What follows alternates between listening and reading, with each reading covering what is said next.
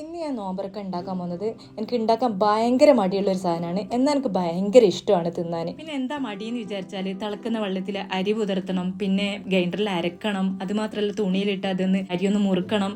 അതിനൊന്നും കഴിയാത്തത് കൊണ്ടാണ് ഭയങ്കര മടി എന്ന് പറയുന്നത്. അപ്പോഴാണ് ഞാൻ അറിഞ്ഞത് പടിഞ്ഞാറത്തറ കൈരളി മില്ലിൽ, അതായത് ഞാൻ അരി പൊടിച്ച് വറുത്തതല്ലോ, 15 രൂപ അരി പൊടിച്ച് വറുക്കുന്നതിട്ട് ഒരു വീഡിയോ ഇട്ടല്ലോ, അവിടെ നല്ല ടയർ പത്തിൻ്റെ അടിപൊളി പൊടിയുണ്ട് അവിടെ. അതായത് പച്ചവെള്ളത്തിൽ കുഴച്ച് ചുട്ടാൽ മതി, വേറൊന്നും ചെയ്യണ്ട. നല്ല അടിപൊളി പത്തിരി, നല്ല അടിപൊളി പത്തിരി, സ്പോഞ്ച് പോലെ. ഞാൻ ആദ്യമായിട്ടാണ് ഇങ്ങനത്തെ ഒരു പൊടി വാങ്ങിയിട്ട് പിന്നെ പത്തിരി ഉണ്ടാക്കുന്നത്. ടയർ പത്തിരി ഉണ്ടാക്കി കഴിഞ്ഞാൽ തേങ്ങാപ്പാലും നെയ്യും പുരട്ടി വെക്കും. ഞാൻ അതുപോലെ തന്നെ തേങ്ങാപ്പാലും നെയ്യും കൂടി പുരട്ടി വെക്കുന്നുണ്ട്. ടയർ പത്തിരി ഉണ്ടാക്കാൻ എന്നെപ്പോലെ മടിയുള്ള ആരെങ്കിലും ഉണ്ടെങ്കിൽ ഞാൻ അവിടുത്തെ കോൺടാക്റ്റ് നമ്പർ കൊടുക്കാം.